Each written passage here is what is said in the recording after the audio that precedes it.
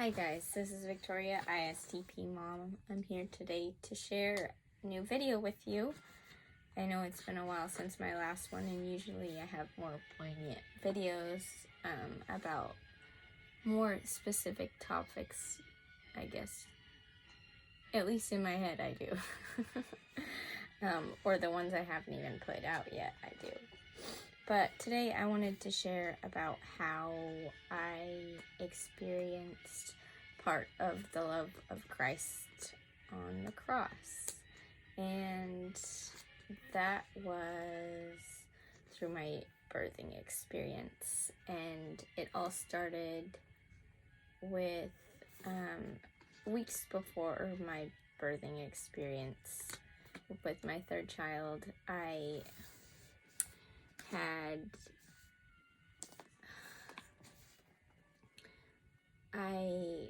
had listened to a podcast from The Deep End with Taylor Welch, and he had on Micah Turnbull, a seer, and I'd been more recently diving into like the Christianity aspect of the spiritual. And after this last summer, I had decided that I kind of felt more led to lean into Christianity, and I'll do more videos on that topic and why I quit using tarot and other practices, but why I also still maintain some of the practices within my Christian beliefs and stuff.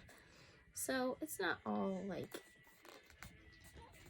I think that part all has to do with what is for each person themselves, right? And what is a stumbling block for you or not. Anyway, yeah, so I'm doing planner stuff and sticker therapy while I do this. So another one of my episodes, while I talk just about something random, I'll probably have, when my phone is charged, I'll have it from above so you guys can watch me work on my sticker therapy / planner art, because instead of buying a regular planner this year, I've started to do a little bit more artsy, same to similar format of planner, just me kind of restyling some art in between and being creative with stickers. But so the episode with Micah Turnbull, he talked about Jesus coming to him in the form that he was on the cross, and that he had shown him and told him that is the way that he wanted him to love and see him, as like his form he had on the cross, because he loved him all the other ways, but to like love Jesus in that aspect and to really care for him for what he did for us and how he was in that pain and gruesome part of his life when he felt forsaken, is another thing, like to just be able to know that kind of love, not only that he had for us, but that we can have for him in those moments. I think that's really amazing. And so I had a free birth, which basically means I had my baby at home without a midwife, which is legal in my state, and thank God. And it was really nice. I really enjoyed it because I'm not a fan of hospitals, as most ISTPs are not. And I was unimpressed with my last hospital stays, and I don't like the hassle of having like being in such an intimate state, and then having to pack up to go there, and then having to do 100 different things of paperwork and all this different stuff while you're at the hospital, and it's just around sick and dying people, and then you can't even go outside with your baby if you want to. It's just like all the stipulations just really make me, which, I mean, it's there to help save people, and some people it does. Some people need that, and for the large amount of people they serve, it keeps babies safe from being kidnapped, right? But in the grand scale of things, I think it's definitely an excessively overused process. So for me and my family, we chose to go with a free birth. And, oh yeah, you speed up a little bit. You speed up. They're playing dramatic music now because they're sped up. Oh no, are you okay? Are you okay, my dear? She's okay.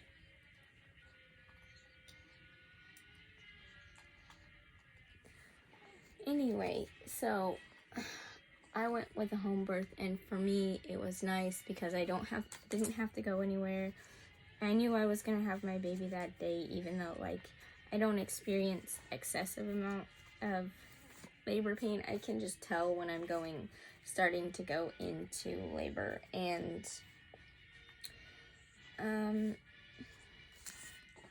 it was just nice to be able to be at home. I cleaned, not to just distract myself, but just because I needed to clean, and I had the ability to do so I did. I finished cleaning my house and taking care of my kids when I could, and in between contractions and such, and that was nice for me. That's what I got to do for myself and my family, and then I didn't have to check off with anybody except for, give birth to her, measure her and stuff. But basically, just checking in with myself and my body and my husband afterwards. But basically, and then I had my sister for support. But basically, during the process, I was in my house, and I was just listening to music, feeding my kids, and then cleaning up and taking care of them and taking care of myself in between, and vacuuming up rice as one does. And I had music playing because I didn't have, usually I'd listen to a podcast or something, but I had the radio playing that day because I didn't have my phone on, and it was really nice because I was listening to just Christian radio, and just doing that while going through the waves of pain and my contractions. I just remember laying on the floor sweating and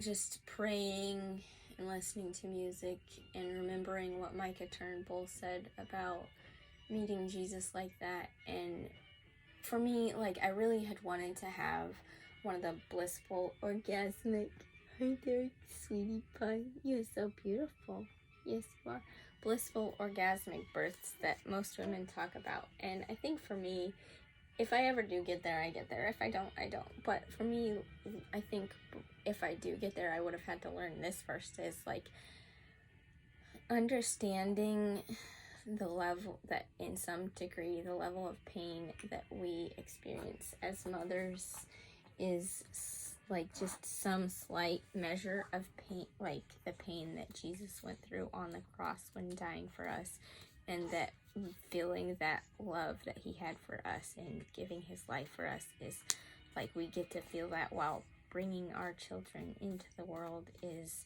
just a blessing in and of itself. So just enjoying that, even though sometimes it might not seem like it's ideal,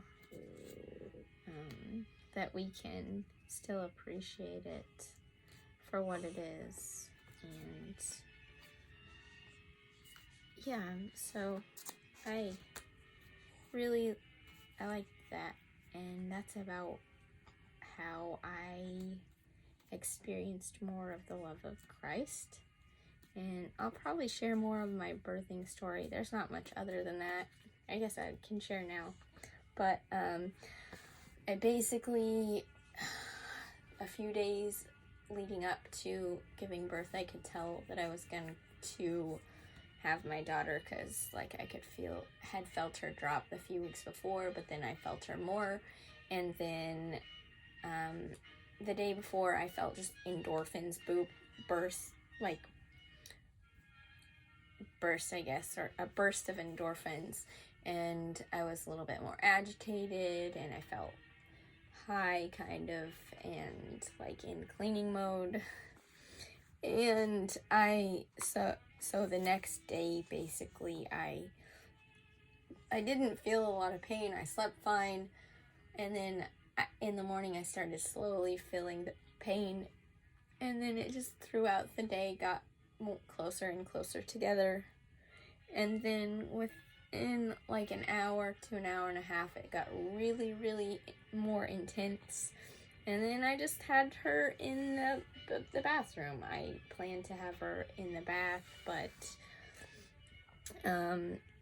it's not big enough. We don't have a jacuzzi or anything like that, or a round tub, so like my hips, I just felt really restricted. So I just laid out some stuff so that I wouldn't get the bathroom completely dirty. And my sister was there to help afterwards, help clean up. Thank goodness for that. But like, it's just, like, we have a wash machine, so I'm not afraid of a little bit of, body fluids. I had cloth diaper anyway, so like, it's not that big of a deal to me. And then I got to, like, I birthed her really quick within an hour and a half. So I birthed her around like 3:30 or so. I have it written down somewhere. So it was really quick birth for me. And like, I literally I was freaking out and screaming towards the end because I wanted to take a nap, but I could start to feel like her pushing, and I thought it was going to be a long time before she came out fully. But then by the time I was like, no, I don't want to do this, like, her head was out, and I'm just like, and the shoulders, and I'm like, wow, okay, never mind, we're good. And the body knew what to do. So, and that was cool. But yeah, I'm just really blessed to be able to free birth and to share my experience of Christ and his love for me and for all of us. And I'm sorry if the sound quality is terrible, and I'm not that creative and boisterous storyteller yet, but I'll get there. Anyways, I hope you guys have a lovely night and a good day, and come join me sometime for another video where we learn to do some things together so that I can be the student and teacher, the ISTP study buddy teacher, student study buddy student teacher. There we go. And maybe sometime we'll do some sticker therapy together. Oh yes, we get these good stickers. Gotta have forest stickers. Like the video. Or comment, whatever works. Thanks again. Bye bye, guys.